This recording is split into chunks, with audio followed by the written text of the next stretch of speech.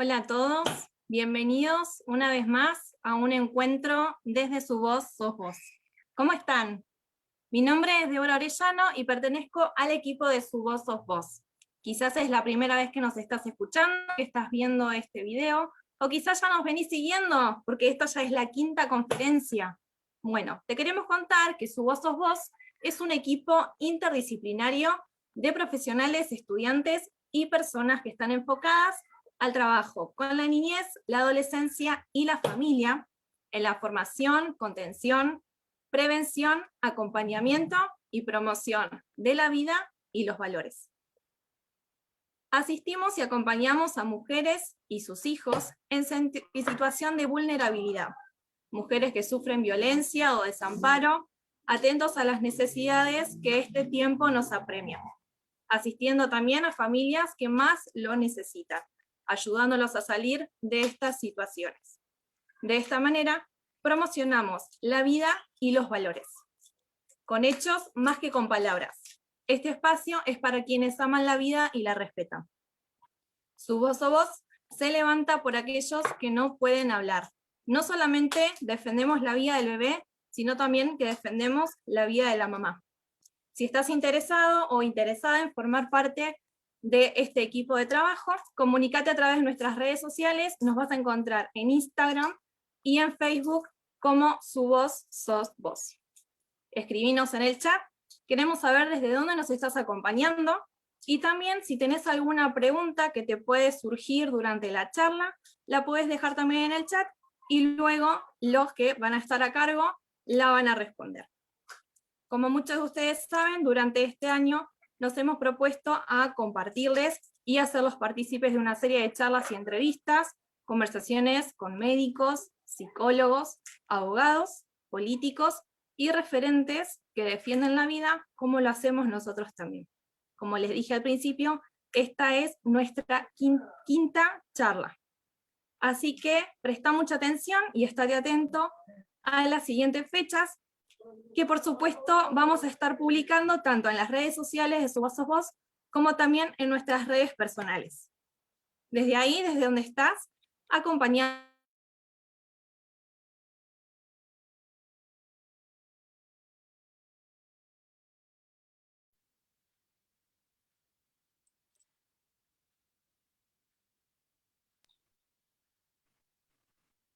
Bien, buenas tardes a todos. Se fue la señal de Debo, pero podemos continuar. Mi nombre es Paula, soy parte del equipo de Su Voz Sos Vos. Y bueno, estamos acá en esta charla con el tema de que ya hemos anunciado, y esperemos que nos estén acompañando muchas personas ahí, ¿sí? Nos está acompañando la psicóloga, la licenciada Analía Chavarría desde Francia, y el psicólogo Ezequiel Baigorria. Bueno, y aquí estamos. Quiero presentarme, mi nombre es Paula, y ahora les paso con Analía. Ahí está, ahí volví, perdón, un problema técnico con el teléfono. Les sigo contando. Les estaba contando que, bueno, van a haber varias fechas, así que, bueno, estén atentos, que las vamos a estar publicando no solamente en las redes sociales de Su Voz Sos Vos, sino también en nuestras redes personales. Así que desde ahí, desde donde estás, por favor, acompañanos dando like, compartiendo, dejanos tu mensaje, que la verdad, todo suma. La entrevista de hoy va a estar a cargo de dos mujeres, son excelentes mujeres y también mis amigas, que van a estar, que también forman parte del equipo de Sus Voz Sos Vos. Ellas son Analía Chavarría y Paula Pared. Muchas gracias, chicas, por estar acompañándonos hoy. Y también, como el equipo de Sus Voz Sos Vos está a favor de la inclusión, de la verdadera inclusión, nos está acompañando, como la deben ver en pantalla ahora, Nancy Juárez. Ella también forma parte del equipo de Sus Voz Sos Vos y va a estar traduciendo la charla en lengua de señas. Muchas gracias, Nancy, por tu tiempo, tu esfuerzo y por tu dedicación. Agradecemos también al psicólogo Ezequiel Baigorria, que nos está acompañando, y también por ser parte de esta gran marea celeste que cada día crece más y más. El psicólogo Ezequiel Baigorria es coautor del libro El Nuevo Genocidio, y en esta oportunidad nos va a hablar sobre el síndrome post-aborto, un tema muy importante y que se habla muy poco. Queremos contarles también, vamos a leer las personas que nos han escrito desde donde nos están viendo. Así que voy a ir leyéndolos. Nos están acompañando desde Lomas de Zamora. También nos están acompañando desde Lomas de Zamora, Ariel y Silvia, desde Banfield. Muchas gracias a todos por participar de esta charla. Desde San Miguel. Así que bueno, muchas gracias a todos por estar también presentes de esta manera. Y nosotros no bajamos los brazos, sino que hoy más fuerte que nunca defendemos la vida y somos la voz de los que no tienen voz, porque su voz sos vos. Acompáñanos y quédate a escuchar esta charla. Bueno, muchas gracias Débora por la presentación. Bueno, Paula ya se presentó. Mi nombre es Analía Chavarría, como Paula lo dijo, en este momento estoy en Francia. También soy psicóloga y es un privilegio para nosotros poder tener aquí a Ezequiel. Ezequiel, bueno, muchos lo conocerán. Para los que no lo conocen, Ezequiel es licenciado en psicología, psicólogo clínico. Tiene una formación psicoanalítica de la Escuela de Orientación Lacaniana. Es preventor de abuso sexual infantil, formado en la asociación EPACIN, y cuenta con una trayectoria laboral de más de 10 años en el acompañamiento y el diseño de estrategias en niños vulnerables y en situación de calle. También trabajó en centros de prevención y de protección de la niñez y de la adolescencia. Ezequiel Baigorria cuenta con una amplia experiencia en la prevención del abuso sexual infantil y en la restauración de las víctimas. Aparte, como Débora lo dijo, es coautor del libro El Nuevo Genocidio. Así que, bueno, muchas gracias Ezequiel por tu presencia esta tarde, noche con nosotros. Y no sé si me falta algo más, vos me dirás, para la presentación, pero bueno, un privilegio que estés aquí. Bueno, no, por favor, el privilegio es mío. Muchas gracias por la presentación y bueno, gracias por la invitación también. La verdad que es un honor estar acá con ustedes y más sabiendo que por ahí podemos compartir esto un poco entre colegas, en parte con vos, Analía, porque somos los dos psicólogos, y con Paula, porque somos los dos preventores formados en la misma escuela. Así que vamos a tener muchos puntos en común y cosas para hablar, y eso va a estar interesante, va a estar bueno. Bien, sí, la idea es que sea un ida y vuelta, una charla, que podamos aprender todos los que están escuchando y nosotros también. Así que bueno, la primera pregunta, bueno, que sería el tema de esta charla, ¿a qué denominamos síndrome post-aborto? ¿Qué hablamos cuando decimos síndrome post-aborto? Bueno, mirá, el síndrome post-aborto es un concepto que acuñó un terapeuta norteamericano que se llama Vincent Roux. Vincent Roux habla de que el síndrome post-aborto él lo equipara y lo ubica dentro de los síntomas del síndrome de estrés postraumático. Este es un invento de él porque es un descubrimiento que él hace en su propia clínica. Vincent Roux tiene una clínica en Estados Unidos en donde en el año 1976, 3 años después de aprobado el caso Roe versus Wade, que es cuando se legaliza el aborto en Estados Unidos, en Estados Unidos legaliza el aborto en el 73. En el 76, 3 años después, Roux está atendiendo pacientes que son veteranos de la guerra de Vietnam, ¿no? Que llegan a su clínica y los atiende con esta síndrome de estrés postraumático que vienen con traumatismo de guerra, ¿no? Trauma psicológico. Al haber sido legalizado el aborto en Estados Unidos, empiezan a venir a su consultorio mujeres que han abortado en el aborto legal, ¿no? Dentro del marco de la ley.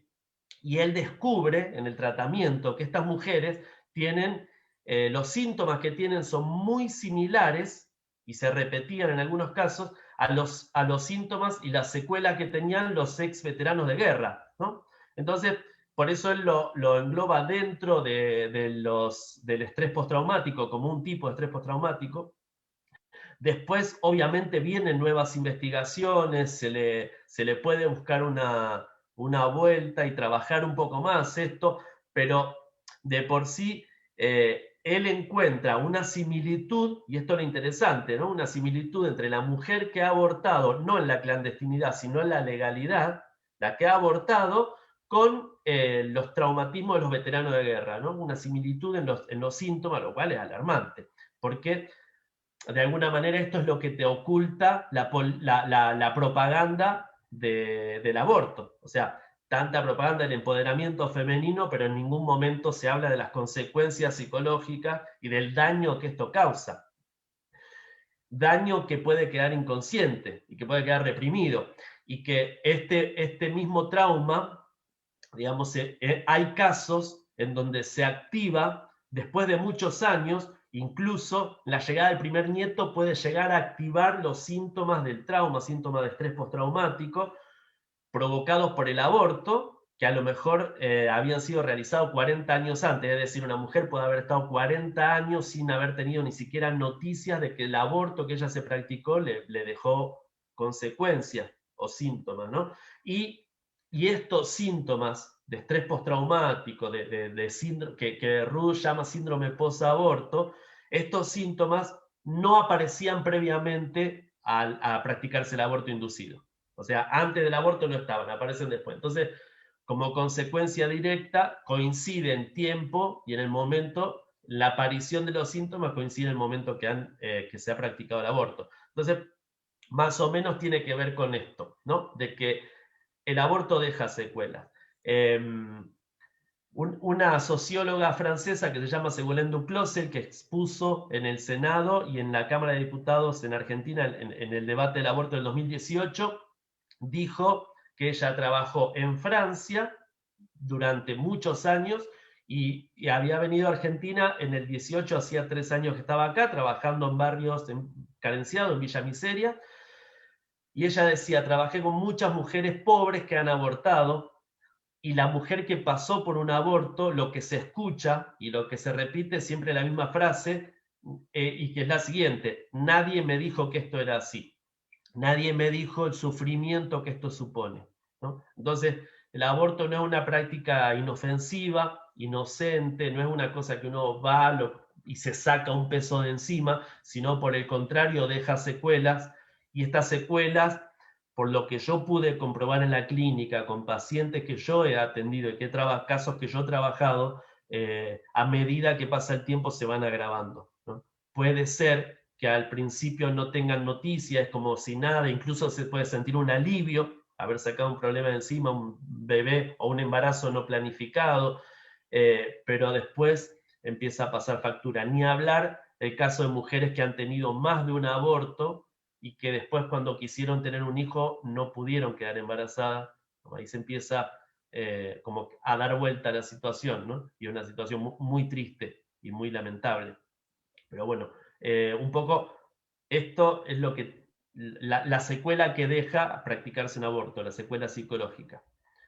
Después, si querés, hablamos en que la mujer es la segunda víctima del aborto. Obviamente el bebé asesinado es la primera, pero no es la última, ¿no?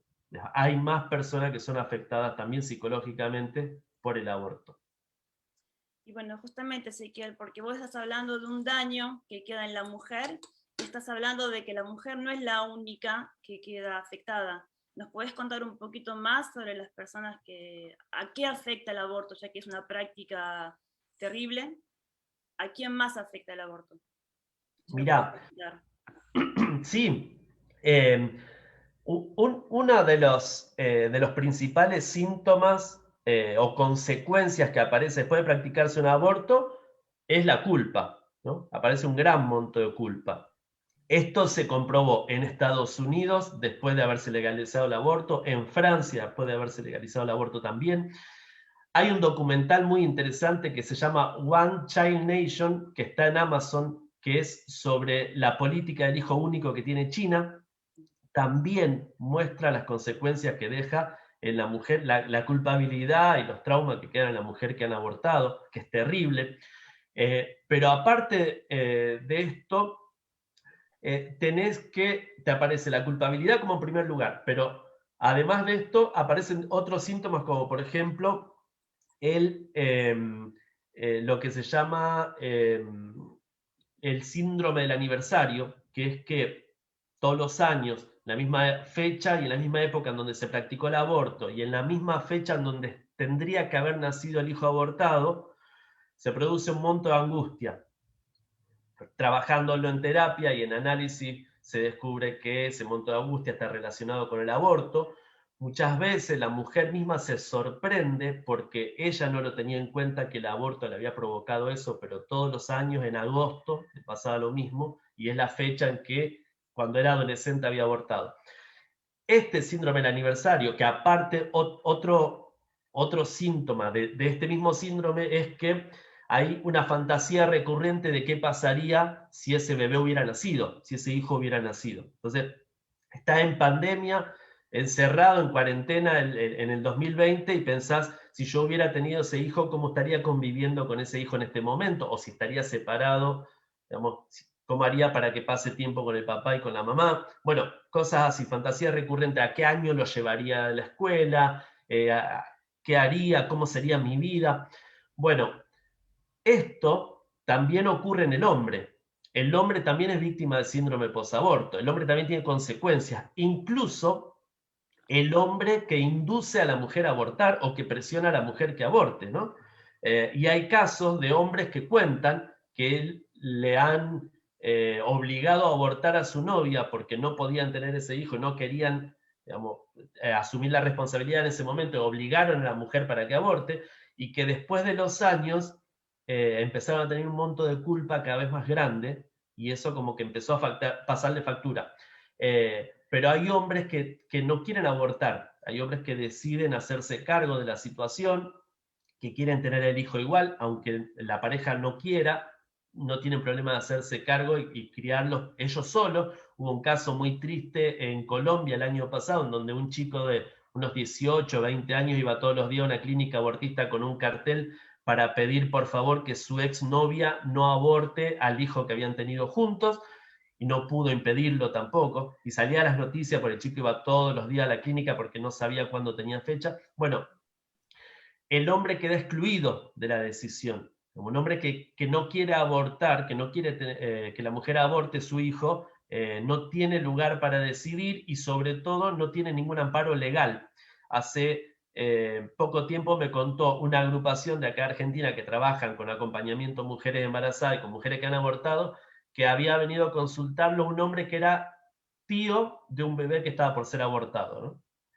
Me decía, mi cuñada quiere abortar, mi hermano no está de acuerdo, pero tampoco se lo impide, yo quiero tenerlo y hacerme cargo y adoptar a mi sobrino, ayúdenme, ¿qué puedo hacer para impedirlo? Y bueno, no hay ningún recurso legal para impedir eso, y no pudo impedirlo, y el hombre quedó muy mal porque no pudo frenarlo. Y esta es la culpa que muchas veces siente el hombre, no poder cuidar o haber protegido a su propio hijo, no haber podido resguardarlo. Entonces hay una herida narcisística, pero también una herida en la masculinidad, ¿no? Y en la hombría, que el hombre reafirma su identidad como varón y como hombre al ser padre. Entonces, no, que alguien no le permita ser padre o se lo impidan de esta manera también es muy cruel. Entonces hay un desplazamiento del padre en donde no puede opinar en la decisión. Pero aparte del hombre y aparte de la mujer que aborta, también están los hijos de la mujer que aborta. O sea, este discurso de que el bebé deseado será deseado o no será, que es con una lógica bien nazi, como bien totalitaria, el bebé deseado, una vez que nace, tampoco se siente mejor, no se siente elegido. Y yo he tenido un caso en donde en un momento una chica que yo atendía, una chica adolescente que yo atendía, era paciente mía, ya hacía unos meses que había dejado la terapia, que había dejado de venir. Un día estoy en mi consultorio, me llama la secretaria y me dice, está esta chica esperándote, llorando desconsoladamente, y dice, quiere hablar con vos. Así que hice un hueco entre los pacientes y la atendí, Y cuando yo la recibo, la nena lo primero que dice es, me enteré que mi mamá abortó, y si mi mamá mató a un hermano mío, me podía haber matado a mí. Lloraba, se sentía muy mal. El hijo no abortado, de la madre que aborta, el hijo deseado, no se siente escogido, o mejor, se sabe hijo de una asesina, de una mujer que mata a sus hijos, y esto no es fácil de llevar, ¿no? Entonces, no se siente un privilegiado, ni mucho menos. Y por último, otro grupo que también es afectado es el de los profesionales intervinientes, ¿no? Los profesionales intervinientes no quedan al margen. Hoy acá en Argentina está de moda, y aparte de que esté de moda, la única forma que uno tiene de poder hacer carrera dentro de la salud pública es siendo militando el aborto. Cuanto más te muestres comprometido en esto, más posibilidad de tener adquirir un cargo jerárquico. De Ahora, hecho, los que están en contra entran dentro de la lista negra, o sea, ya en algunas instituciones ya no lo toman por ser objetores de conciencia. aparte, por lo menos en la provincia de Santa Fe, entras a la página del Ministerio de Salud de la provincia de Santa Fe y tenés la lista de objetores de conciencia por ciudad y por hospital. O sea, y ahí entrábamos todos, enfermeros, psicólogos, trabajadores sociales, digamos, no es solamente los ginecólogos y obstetras, todos los que se han declarado, nos hemos declarado objetores de conciencia. Sí, queda una lista negra, y se persigue a esos y no a los que estaban practicando aborto incluso de manera clandestina, que aparte cobraban una fortuna por cada aborto que realizaban. Ezequiel, esto que vos contás es tremendo, el tema de la culpa, porque hemos escuchado infinidades de casos de mujeres, y como vos comentás, con sentimiento de culpa por haber abortado. Pero no hemos escuchado ni una sola mujer que haya dicho, estoy arrepentida de haber tenido un hijo. ¿No? Yo he escuchado casos de mujeres que en un momento que se enteraron que estaban embarazadas, y ante determinadas situaciones o problemáticas que estaban viviendo, habían hablado con su esposo y dijeron, bueno, vamos a abortar, porque no podemos tener. Y llegaron hasta la clínica, y ahí lo pensaron y dijeron, no, vamos a tenerlo. Y te cuento, estos fueron varios casos que escuché, pero por ejemplo una señora grande ya, con una enfermedad, un cáncer avanzado, ella me decía, me contaba que ella estuvo a punto de abortar a su hija menor, y ahora dice, es la luz de mis ojos, es la que me cuida ahora.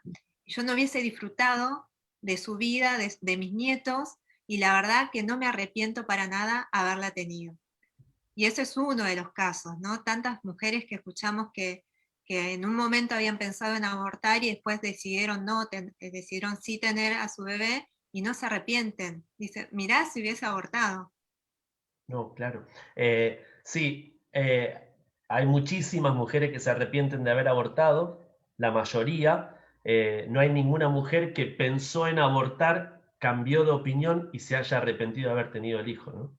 Sí, no existen esos casos. Nunca nadie escuchó eso. Claro, porque, perdón, Ezequiel, porque en realidad si se trabajase acompañando a la mujer no tendría tantas dificultades para llevar adelante el embarazo. Pero la sociedad obliga casi a la mujer a elegir el aborto. En vez de promoverle una ayuda, la obliga a tener que tomar esa decisión. Y sabemos que una mujer, cuando está acompañada, pienso que puede llevar adelante su embarazo. Totalmente. Y ese es un problema, y es un punto que yo quería tocar, porque acá arrancamos con un problema. O sea, a mí muchas veces me consultan qué es lo que pasa o cuál es el motivo para que una mujer aborte, digamos, cuáles son los motivos o cuáles son las causas, como buscando una causa psicológica individual, ¿no? Y en realidad acá hay un problema que es, mirá, según esto que vos decís, según la red de acompañamiento de embarazo vulnerable, de la red que preside Evelyn Rodríguez, el 85% de las mujeres que habían pensado o que consideraron abortar o que abortaron, preferirían ser acompañadas durante el embarazo. Es decir, si hubieran sido acompañadas no hubieran abortado el 85%.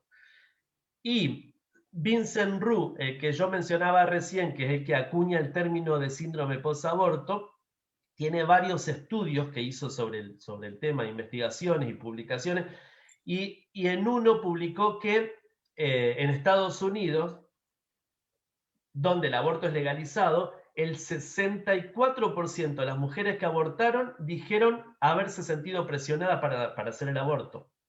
Incluso presionada por el mismo asesor de la clínica.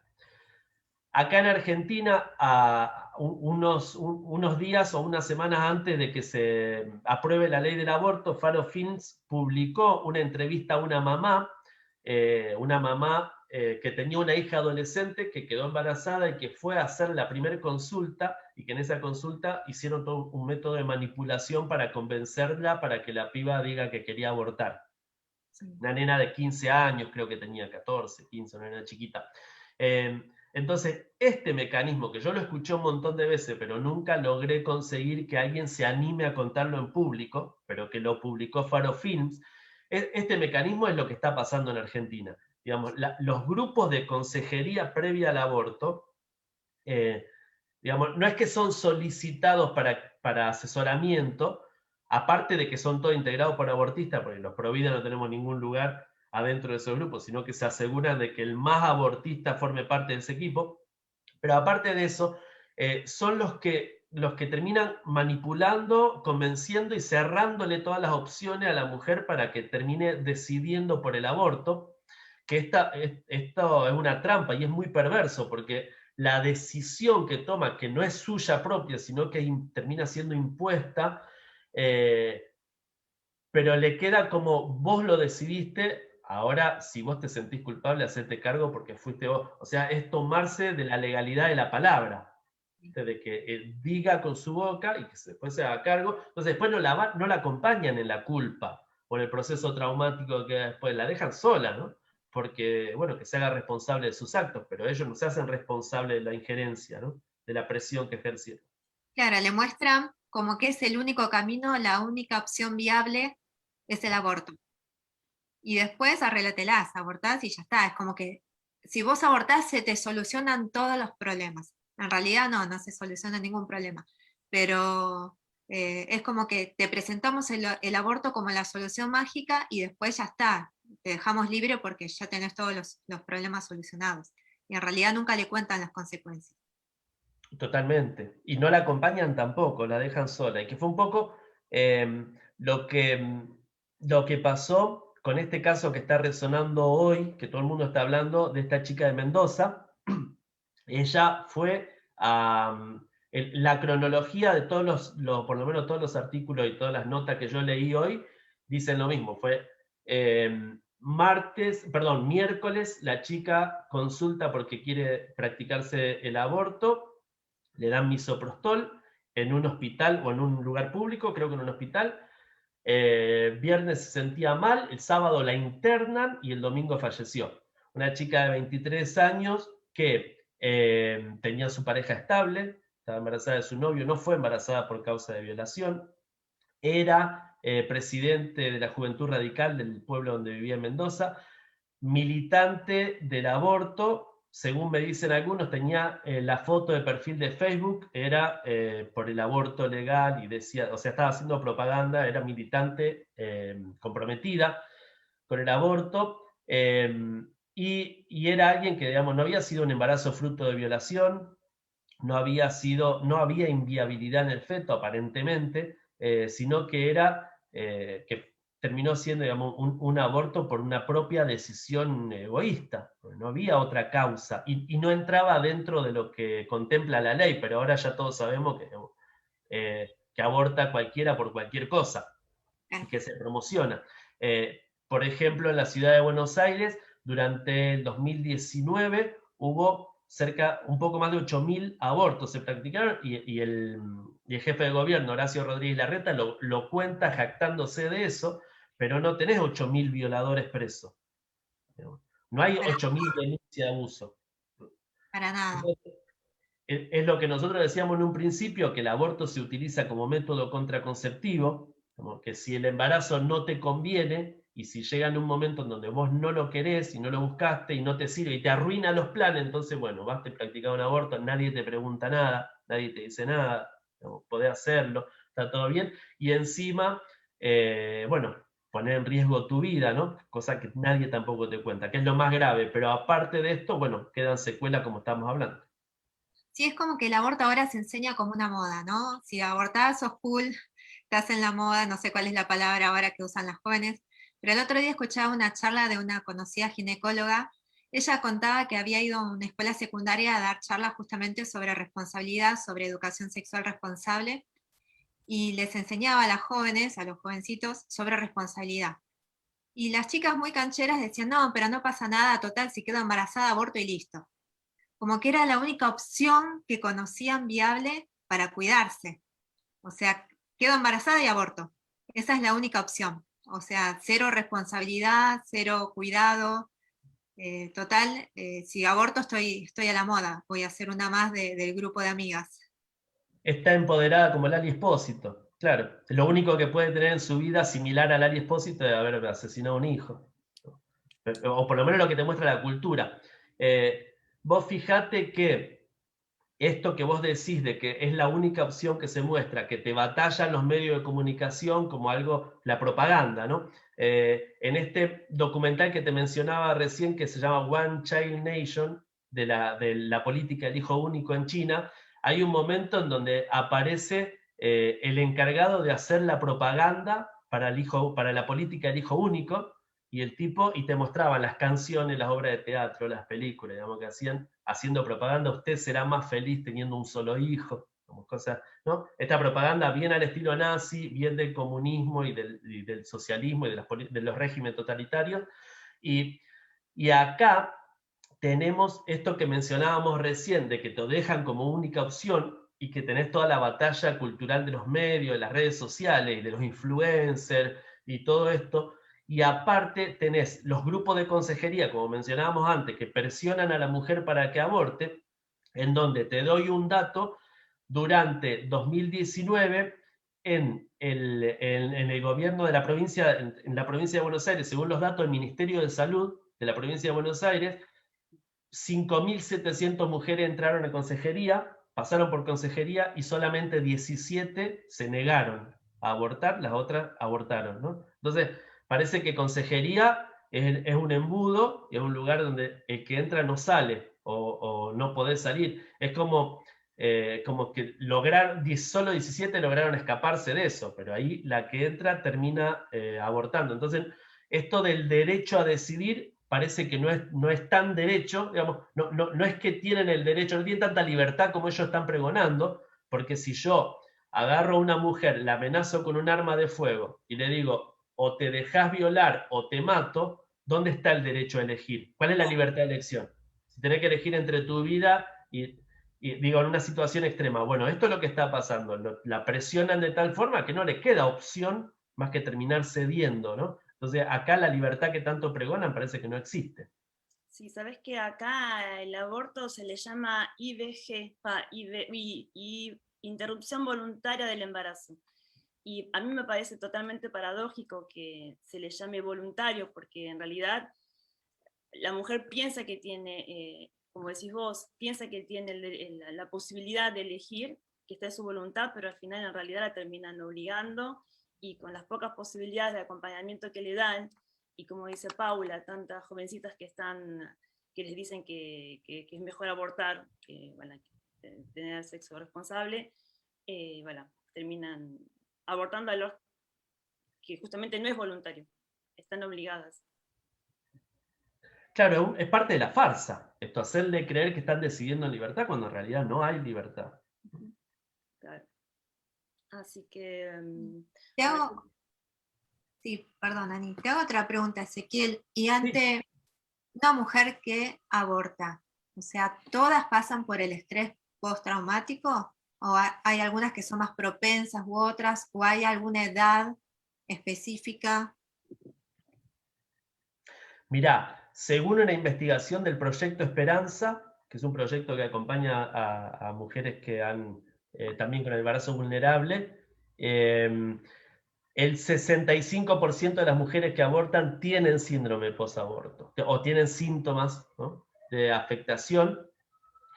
Convengamos que de todas las mujeres que abortan tenés un grupo que tiene que venir con una patología previa. Por ejemplo, o sea, para el psicoanálisis, la femineidad está entre la mujer y la madre.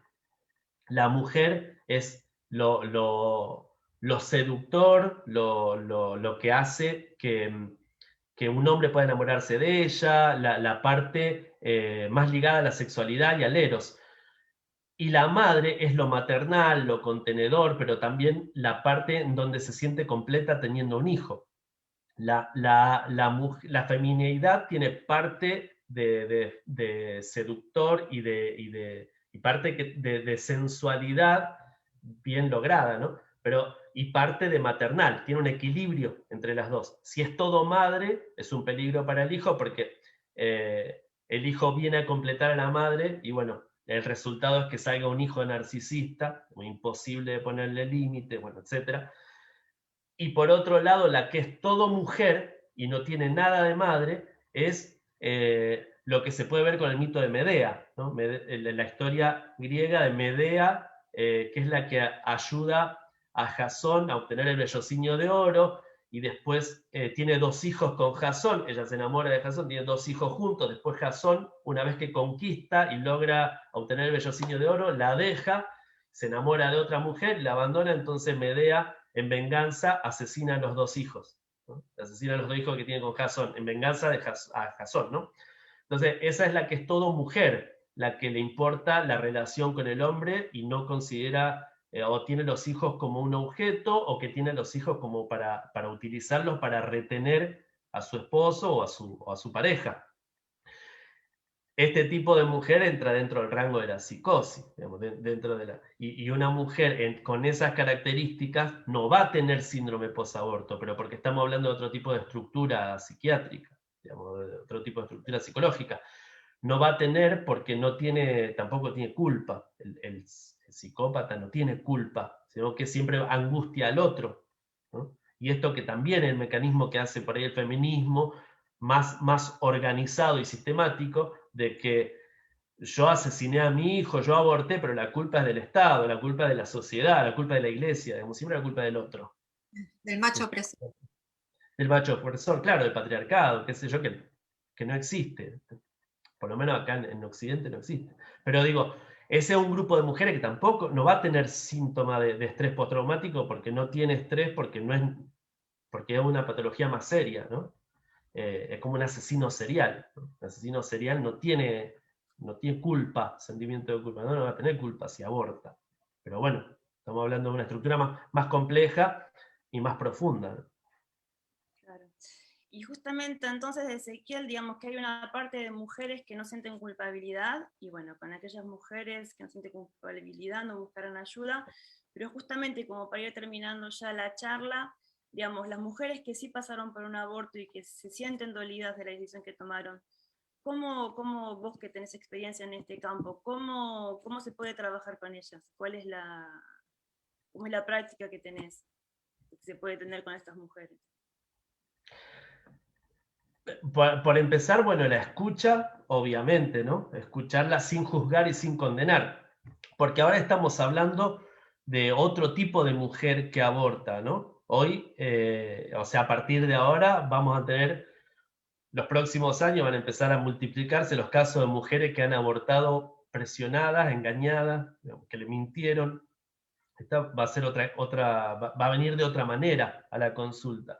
Pero bueno, escucharla es fundamental, sin juzgarla, porque termina siendo una víctima también.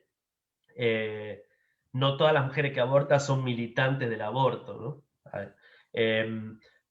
Pero también yo creo, para mí es fundamental señalarle la gravedad del asunto y lo real de lo que hizo, digamos, en el sentido de la realidad, de que fue un hecho, digamos, algo que merece por lo menos ser señalado, que ahí hubo un hijo que no pudo nacer porque ella lo privó, y que muchas veces lo privó, no había una causa que justificara impedirle nacer, ¿no? Es como como el aborto en caso de violación, ¿no? Digamos, que una mujer quede embarazada en una situación de violación, bueno, que es el ejemplo típico que te citan los promotores del aborto, que una mujer quede embarazada en caso de violación, por empezar, es muy difícil por la situación de estrés que está viviendo, pero puede llegar a quedar embarazada porque hay muchos casos de personas que han nacido, que fueron concebidos en violación y que nacieron, y escucharlo es estremecedor, porque te dicen qué derecho tienen a decirme a mí que yo no tendría que haber nacido porque mi papá violó a mi mamá. Digamos.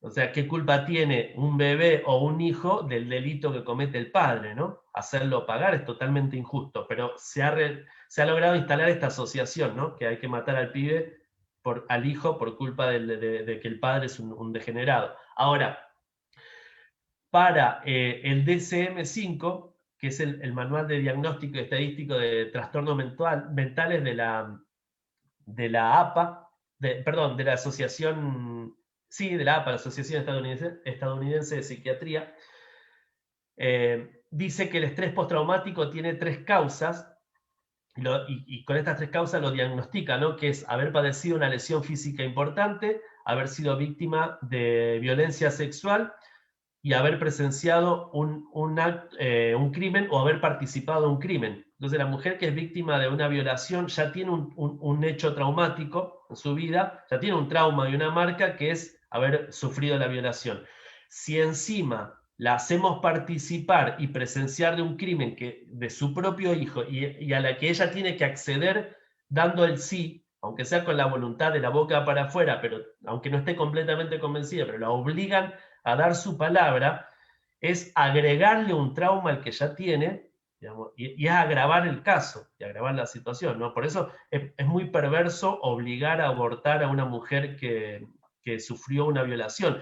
Mejor que continúe el embarazo, en todo caso, si no lo puede ver, que lo pueda dar en adopción, que el registro, el RUAGA, que es el Registro Único de Adoptantes de Argentina, está totalmente saturado y colapsado porque la burocracia no permite que la gente pueda adoptar.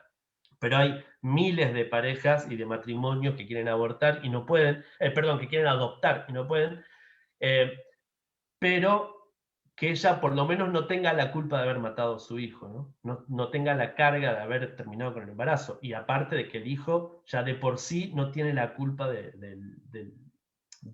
los delitos que cometió el padre, ¿no? Y en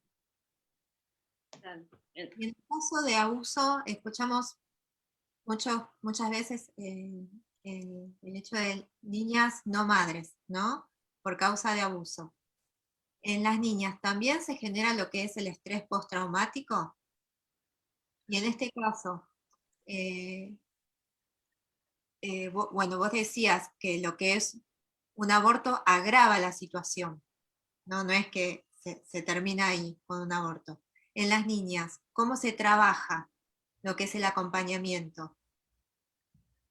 ¿El acompañamiento después de haber abortado o en el caso de embarazo? En el caso de embarazo. Y vos en esto sabes mucho porque sos preventor también de lo que es abuso sexual infantil y seguramente te han llegado muchos casos. Sí, sí, he trabajado también. El acompañamiento en el embarazo, bueno, por ahí a lo mejor un acompañamiento psicológico, estar más cerca y contener más a la nena, pero no tener o sea, hay cosas que son fundamentales para todo embarazo en crisis, o sea, de nena, que no varía con la edad, ¿no? Entonces, a la mujer que está transitando un embarazo en crisis, bueno, por empezar, que la solución es el acompañamiento y no el aborto. O sea, cuando la mujer llega a decidir por el aborto es porque se le cerraron todas las opciones. Pero si a una mujer que tiene un embarazo en crisis, bueno, lo primero que hay que pensar es que la crisis tiene 2 factores, que es temporal y que pasa, aunque sea una nena, ¿no? Pero por ahí vos tenés una crisis y decís, no tengo una salida a este problema, entonces por ahí se piensa que la única solución puede llegar a ser el aborto, y a lo mejor dentro de 2 semanas o dentro de 2 meses se solucionó la crisis digamos, y hubiera interrumpido y hubiera terminado con el embarazo sin... y no justificaba que ella termine con el embarazo. O sea, nada justifica matar a una persona, ¿no? Nosotros creemos que el bebé es un ser humano, pero digo, la crisis hubiera sido un momento, se hubiera resuelto fácil y a lo mejor no era tan grave. Y a veces dejar pasar el tiempo para que se resuelva el factor que siempre es un factor externo y ajeno al embarazo, o sea, que no tiene plata para comprar los pañales y comprar todo lo que necesita, que está sola, que no tiene trabajo, que su pareja no la va a acompañar y no quiere tener el hijo, pero son todas cosas que se pueden resolver sobre la marcha. Nada de todo esto justifica que haga el aborto, pero aparte se puede acompañar psicológicamente, conteniéndola, escuchándola, hablándole, brindándole opciones, se acompaña económicamente, ¿no? Dándole comida, ropa, pañales, comida y ropa para la mamá también, ¿no? Y brindándole calefacción si es necesario en invierno, entonces conseguirle garrafas, gas, lo que sea, pero que pueda tener acceso a la justicia en el caso de que una violación, o sea, si es menor, está siendo abusada. Acá en Córdoba hubo un caso muy conocido, hace 2018, cuando estábamos pleno debate del aborto, no, 2019, y una nena había sido abusada por su abuelo, después en donde se descubre, se comprueba el abuso, el tipo lo meten preso, después vuelve a ser abusada por un tío o por el padrastro, con este segundo abuso queda embarazada, una nena de 12 años, entonces se le practica el aborto y la manda nuevamente a vivir en la casa, con la característica de que en 3 años el abuelo ya salía nuevamente, digamos, ya quedaba libre, la nena tenía 15, todavía no había cumplido los 18, y el primer abusador ya estaba libre y ya iban a vivir en la misma casa de nuevo, entonces no se soluciona el problema. Acá tiene que haber un acompañamiento jurídico, legal, para que resuelvan la situación, porque una nena que está siendo abusada. O sea, con el aborto no se solucionó nada ahí. Y bueno, y acompañarla, como decía, jurídicamente, legalmente, psicológicamente y brindarle toda la asistencia que necesita. Ahí te lo hago lo más cortito y lo más resumido posible, pero hay un caso que cuenta el doctor César Vidal, que es muy interesante, que dice que él lleva en su programa de radio a un médico israelí muy famoso, que bueno, que era pro vida, entonces lo lleva para hablar de esto. Y entonces cuando está en el programa de radio, el médico salen al aire, Vidal lo presenta y le dice, bueno, doctor, tengo entendido que usted es pro vida, y el médico le dice, no, no, yo soy pro choice. Bueno, pero explíqueme, porque a mí me habían dicho que usted era pro vida, yo lo traje para hablar de esto. Dice, no, mire, yo creo que si a la mujer se le brindan opciones, se la acompaña y se le da libertad para elegir, siempre va a elegir continuar con el embarazo. Pero si tiene una amiga abortista que le dice lo que vos tenés un conjunto de células, no es un hijo, o el novio le dice no podemos tener un hijo porque no estamos en condiciones para tenerlo, tenemos que terminar de estudiar, o el marido le dice no podemos tener un hijo más a la familia porque no nos va a alcanzar la economía, ya venimos ajustados ahora, o la misma madre o la misma familia le dice vos sos muy joven, te vas a arruinar la vida, tenés que estudiar, tenés que ir a la universidad, no podés tener ese hijo. Si la presionan, la mujer termina cediendo a la presión y termina aceptándolo. Pero si no la presiona a nadie, si le da la libertad de elegir, va a elegir tener el hijo. Bueno, Vidal se queda con esto, habla con la gente que le pasó el contacto de este médico y le dice, che, esto es verdad, pasó así. Le dicen, mirá, hace unos años le hicieron un homenaje a todas las mujeres que pasaron por su consultorio, que fueron atendidas por él, que fueron pacientes de él, que pensaban abortar y que cambiaron de idea, le hicieron un homenaje y fueron ellas con el hijo que tuvieron, que cambiaron de opinión para homenajearlo al médico. Y Vidal le dice, y eran muchos, hicieron un estadio de fútbol, eran más de 30.000 personas. Entonces, toda la gente todos los chicos que él había salvado, ¿no? Brindándole la opción para que la mujer pueda elegir. Si la mujer se la presiona y se arma todo este mecanismo que está armado ahora y que está tan instalado en Argentina, de presionar y manipular a la mujer para que aborte, va a elegir abortar. Pero si se le da realmente una libertad para elegir, va a elegir continuar con el embarazo. Exactamente. Muy tremendo, Ezequiel, ¿eh? Todo lo que decís es la verdad que, bueno, aprendimos un montón, mucho más de lo que habíamos pensado. No sé si quisieses agregar algo más que quisieras comentarnos en esta tarde, antes de terminar la charla. Bueno, no, por ahí más que nada contarles que esto del nuevo libro, cuando vos me presentaste, de que escribimos un libro con Elizabeth Márquez, Elías Badalasi y Alberto Sabazzini, que se llama El Nuevo Genocidio, en donde tocamos este tema. Yo tengo un capítulo donde hablo específicamente del síndrome post-aborto, de las consecuencias en salud mental, desarrollo mucho más esto que hablamos hoy, y hablamos estos temas.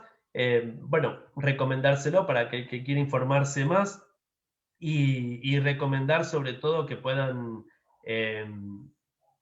cuestionar y poder criticar un poco qué es lo que está pasando. Por ahí, para hacerte algo más para decir algo más que venía pensando,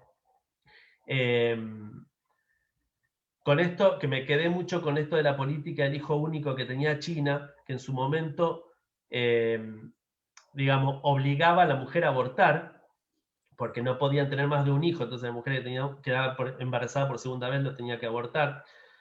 Y esto que hoy estamos viviendo con la agenda globalista y con este que algunos llaman un internacional socialismo, ¿no?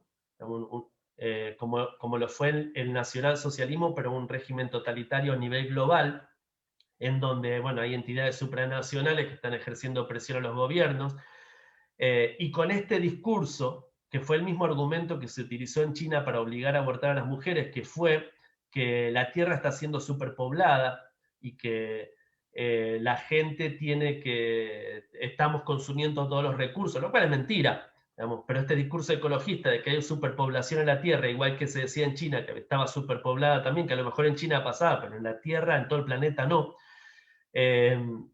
Acá, y como hicieron todos los regímenes totalitarios, como hizo el nazismo en su momento, de que primero te pone una ley como algo opcional, optativo, después te lo pone como algo obligatorio y después termina persiguiendo a todo aquel que se opone a esto. No es descabellado empezar a pensar que de acá a un tiempo empiece a ser obligatorio el aborto a nivel mundial, digamos, porque sigue los mismos pasos y el mismo método. Y no es descabellado creer tampoco que se empiece, bueno, a perseguir a todos aquellos que nos oponemos o que no estamos que no estamos de acuerdo, ¿no?, con esto. Entonces, como para adelantarnos un poco, como para ir pensando qué es lo que se viene, ¿no?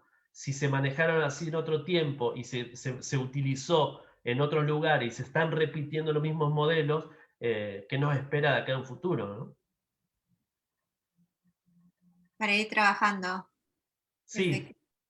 Para es importante informarnos, ir capacitándonos y no quedarnos con el relato, ¿no? Hay una frase popular que dice, dato mata relato, pero en este caso el relato abortista es tan fuerte, grita tan fuerte, que los datos no se toman en cuenta, por más que se los presentes y los muestres, y muestres datos biológicos, científicos, es tan fuerte el relato que no dejan de escuchar los datos, ¿no? Entonces es importante estar informados, capacitados, y te agradecemos muchísimo por tu charla. Desde ya quedas invitado para una próxima charla. Ya sos parte de Su Voz Sos Vos, sos parte de la familia de Su Voz Sos Vos. Así que bueno, te agradecemos muchísimo. Bueno, muchas gracias a ustedes, Paula. La verdad que siempre me siento muy cómodo cuando estoy acá, cuando estoy con ustedes, que ya es la segunda vez que tenemos un vivo juntos. Y bueno, muchas gracias por la invitación y por el espacio, y sobre todo, bueno, felicitaciones por este trabajo que están haciendo, porque me parece que lo más importante es poder difundir y concientizar y generar conciencia, y aunque parezca que el relato abortista es muy fuerte, y con esto que vos decías, siempre cuando se empieza a comparar el dicho con el hecho, digamos, el discurso con las acciones, y hay una gran y enorme diferencia, entonces por ahí contraponer esto también sirve. Hay gente que yo creo que se va a ir despertando de buena manera o por las malas cuando vea las consecuencias, pero bueno, es un trabajo loable igual. Bien. Bueno, gracias a todos los que se conectaron también. Bueno, pueden compartir este video con sus contactos porque es muy, muy interesante lo que hemos escuchado en esta noche. Bueno, y si quedan preguntas, las pueden mandar al chat o las pueden mandar al mail del equipo de susvoz@gmail.com. Así que bueno, Ezequiel, agradecidos una vez más por la calidad de tu exposición. Bueno, y nos esperamos. Bueno, y había gente también conectada, perdón, un dato más. Había gente conectada de Santa Fe, de Colombia y de Guatemala, entre otros. Bueno, así que Ezequiel internacional. Saludos a todos los que se conectaron y agradecemos también a nuestra intérprete Nancy. Gracias, Nancy. Y bueno, nos despedimos. Hasta la próxima.